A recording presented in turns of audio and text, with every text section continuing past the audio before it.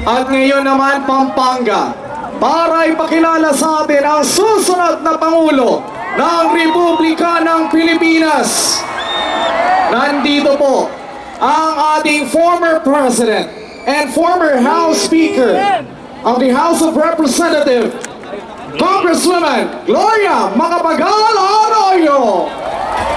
Mahal kong kabalan, kapampangan, mga kaibigan, sa ngalan ni Governor Delta Pineda, sa ngalan ni Vice Governor Laray Baby Pineda, sa ngalan ng 4 na congressmen ng Pampanga, sa ngalan ng 20 mayor ng Pampanga, ito na po ang susunod na Pangulo ng Republika ng Pilipinas, Ferdinand Bongbong Marcos Jr.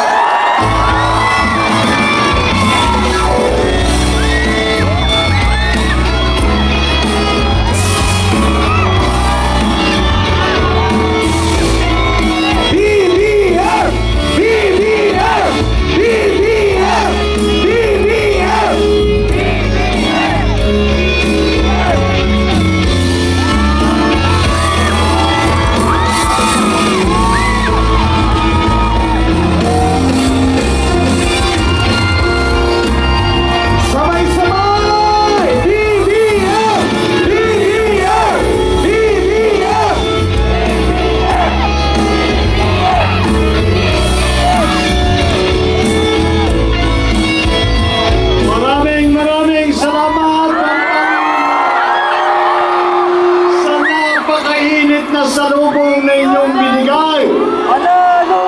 Unity na sa pagkalang Marcos Pineda. Panalo ka na! Panalo ka na! Panalo ka na! Panalo ka na! Panalo ka na! Panalo ka na! Basta't magiging totoo yan, basta't walang iwanan. Walang iwanan dahil tayo ay nagkaisa na.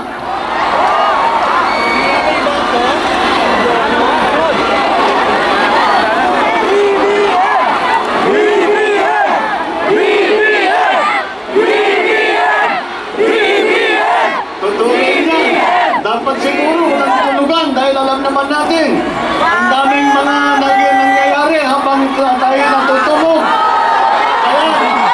Magpapahanap ako ng katakot na kape. Papadala ko sa inyo. Papahingi ako.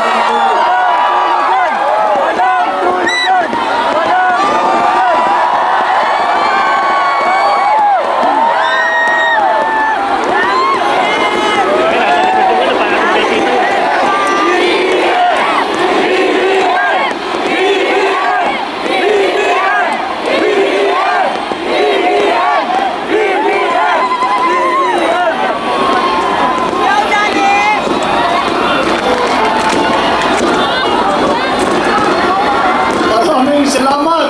At kanina pong may araw pa, tinitignan po namin, pinipicturan ng drone na napakaraming tao dito. At sabi ko talaga naman, magiging masaya ang ating rally dito sa Pampanga. At nung una akong pumasok, naririnig ko na yung mga dalaga na humihiyaw at nagtitili. Sa akin, ay PBM ang boto ko, kay Sandro ang puso ko.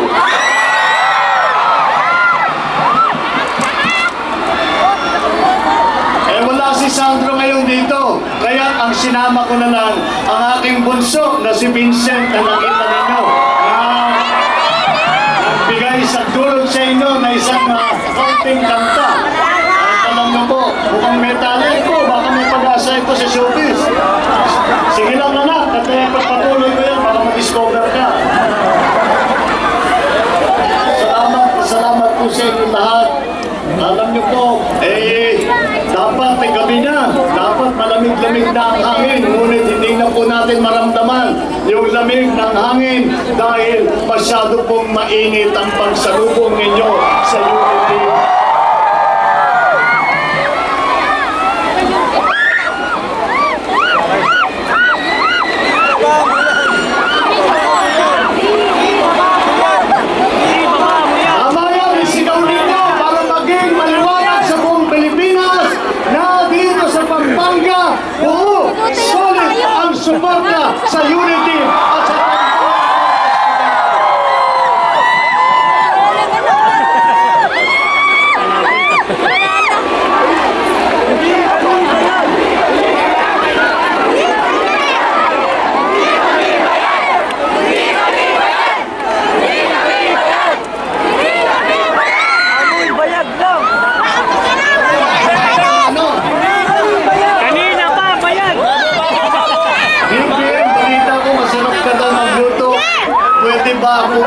Thank you.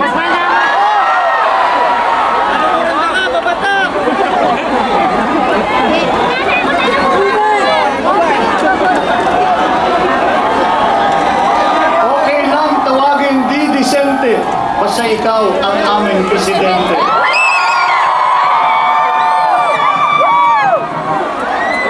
Nakakataba ko naman ng puso na marinig at makita yung mga plakad ninyo na talagang halatang-halata naman na kayo ang gawa-gawa ng bawat isa sa inyo.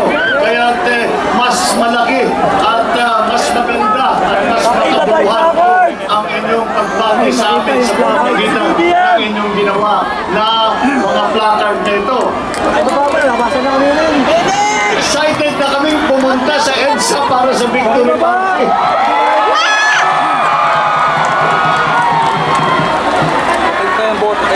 Sa EDSA ba tayo?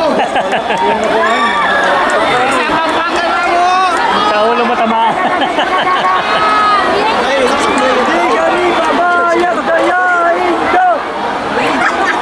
Mabuhay po kayo. Maraming salamat po.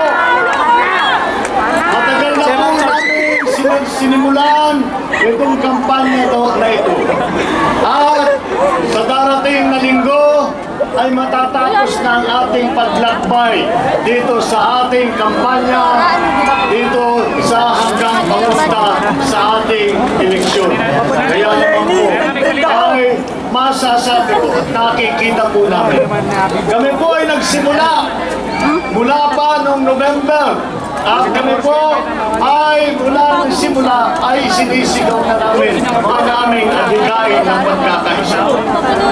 At kung gaano kainit ang pagtanggap ninyo ng Pampanga dito po sa amin ay maraming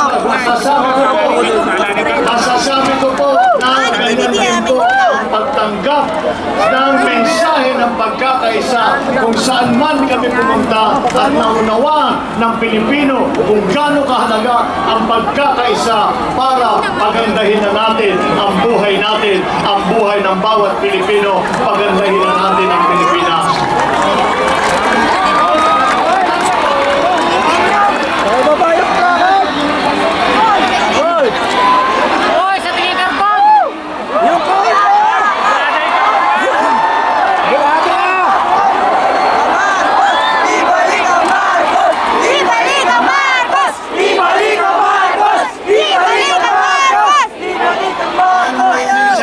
Napaka-talented, napakagaling ng mga Pilipino.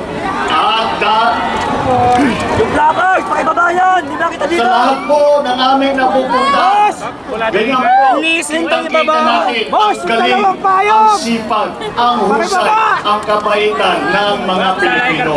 Yan po ang aming inaasahan, ang puso ng Pilipino. Narinig ko na po,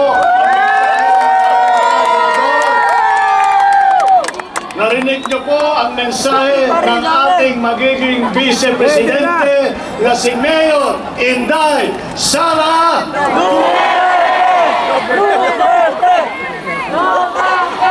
Alam niyo po, lagi pong sinasabi, ako sa lahat ng mga presidential candidate ang pinakamapalad. At ang naging kasama ko, naging partner ko, ay ang pinakamagaling, pinakamahusay, pinakamatapang. Nakita ninyo, naka-warpaint na, palaban niya eh. Talagang handang-handa na sa laban itong aking dating Vice Presidente. Noon, at dahil kasama ko po, ang partner ko po ay ang siyang pinaka-nagmamahal sa Pilipinas. Kaya po ako'y napakabahan. At bukod puron ay napakagandang halimbawa po ang aming ginawa. Napakagandang simbolo na kami ay naging partner. Dahil ako nanggaling ako sa Ilocos Norte, siya ay galing sa Davao, sa Mindanao, na nanggaling sa Magkano ng dako ng Pilipinas. At kung kaya namin dalawa na magsama, kaya rin natin ipagkaisa ang sambayan ng Pilipino.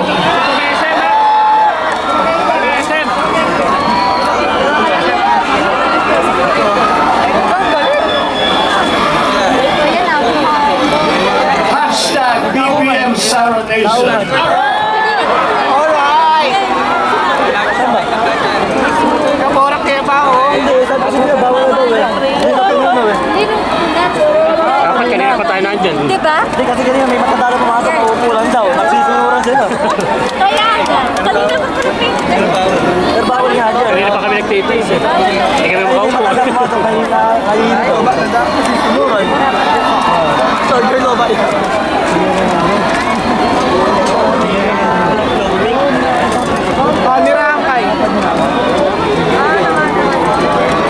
Pinakita ang picture.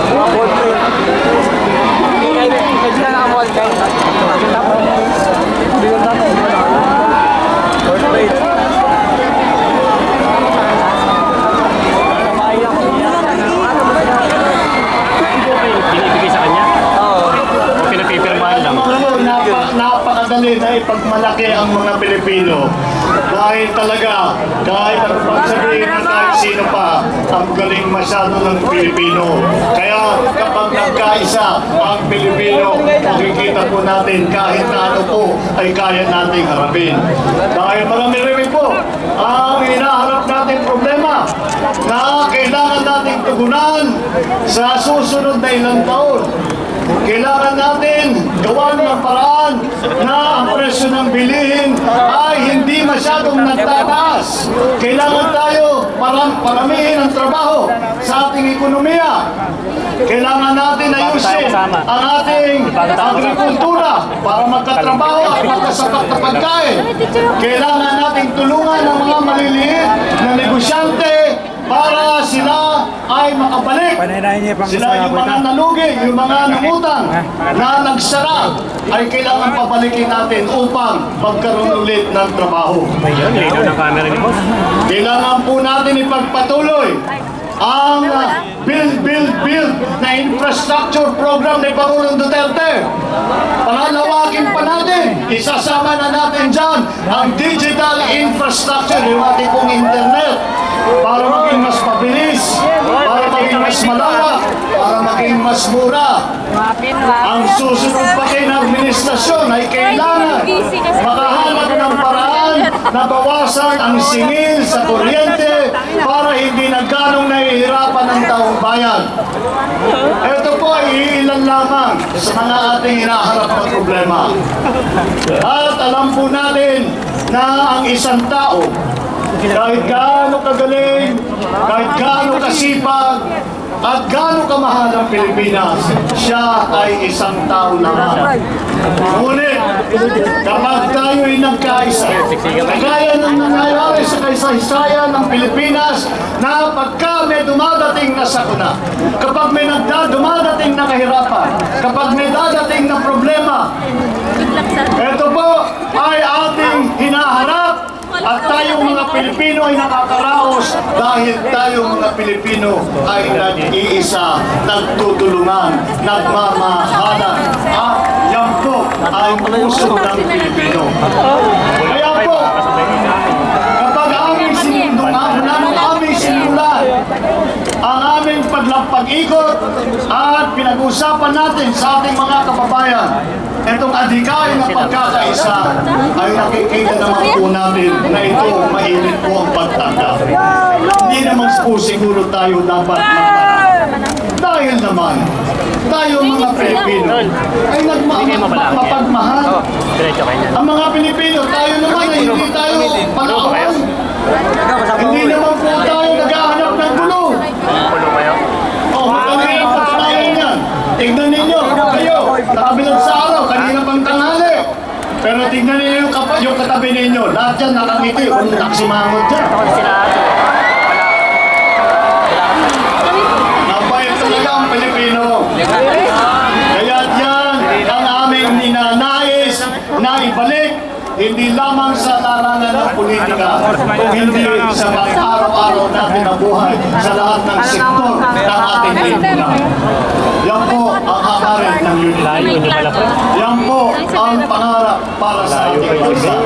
Kaya po, Mong munisipal? ay sinimula natin ito. At ang taong bayan, ang ating mga kababayan, ay dahang-dahan sumasama, nagsasanib puwersa sa unity, nagsasanib puwersa at sinasabi ng mga Pilipino, kasama ako dyan sa pagunlad, kasama ako dyan sa pagpaganda ng buhay ng bawat mamamayang Pilipino, kasama ako dyan sa pagpaganda ng Pilipinas, kasama ako sa kilusan ng pagkakaisa.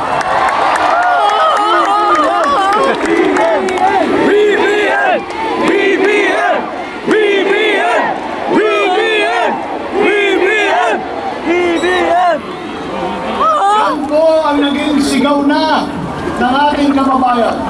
Yan po ang naging sigaw. Nagsimula po sa bulong lamang na halos hindi marinig.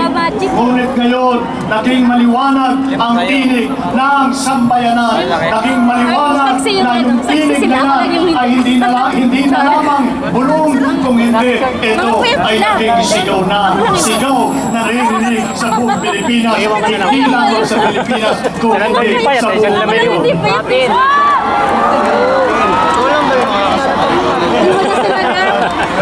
May iwan ka din. Kaya nakapag-usap eh. Alam naman po natin yan. Alam naman po natin, kapag tinatanong po tayo ng mga tigalabas, mga dayuhan na kaibigan natin, sabihin nila, ano ba kayo? Mga Pilipino, ano bang pinagmamalaki ninyo? Natin lagi, kami na mga Pilipino, ang pinakamahalagang katangian ng ugali, ng puso, ng kultura ng Pilipino ay ang aming malasakit at ang aming pagmamahal sa aming kapwa Pilipino. Doon lang kayo. Kaya po, Pero nakakaintindi kayo. kapag makita po natin na dahan-dahan natin ipinagkakaisa ang Pilipinas. Dahan-dahan natin nakikita na sa pagtulong-tulong natin sa isa't isa, gumaganda na po ang Dapat buhay. sila doon sa Pag dumating ng araw na masasabi natin ulit, ang mga Pilipino may trabaho na. Ang mga Pilipino may pera na naman sa bansa. Kaya nang ipakain ng kanilang mga pamilya. Kaya nang ipag-aral ang kanilang mga anak. At bukod sa lahat, na ang bawat Pilipino ay magkaroon ng pag-asa na ang kinabukasan ng Pilipinas, ang pag-asa na ang Pilipino ay magiging mas maganda ang kinabukasan kaysa sa pinagdaanan natin sa nakaraang 2 taon. Kaya po natin gawin yan. Kaya po natin panatiliin ang araw na masasabi natin ay dahan-dahan natin ipinagkaisa ang Pilipino, dahan-dahan nagtulungan ng Pilipino, dahan-dahan natin ipinaganda ang buhay ng ating kapwa Pilipino. Kaya po, dito sa gabing ito, huwag natin kalimutan ang ating pagtipon-tipon nitong gabi na ito. Huwag natin kakalimutan ang ating napag-usapan dito, ang ating kilusan ng pagkakaisa. Kaya naman po, pagka ipagpatuloy natin yan, huwag nating hihintuan. Huwag po tayong titigil. Huwag po tayong hihinto sa ating sakripisyo, sa ating trabaho, upang gawin ang lahat para ipagkaisa ang sambayan ng Pilipino. At pagdating ng araw na yan, haharap tayo sa buong mundo at sisigaw tayo. Sasabihin natin sa lahat ng buong mundo, sasabihin natin, tignan nyo, kaming mga Pilipino. Kami, kahit anong ibato ninyo sa amin, kahit anong kahirapan ang dumadaan sa Pilipinas, kami ay dahil ang aming pagmamahal sa isa't isa, basta't ikaw ay Pilipino, kapatid kita, mahal kita, kakampi kita.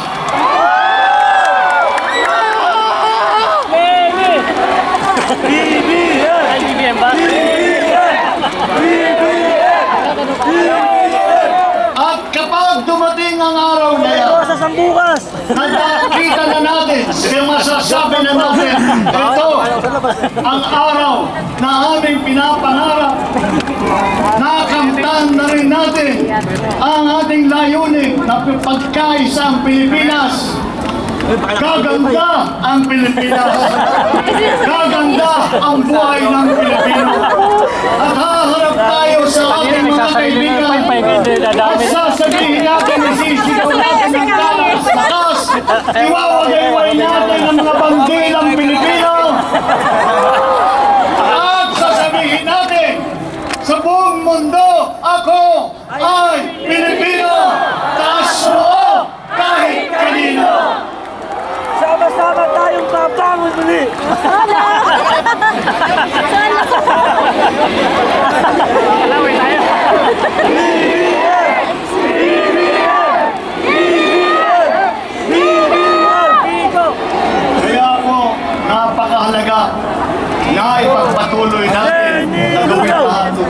pagkaisa.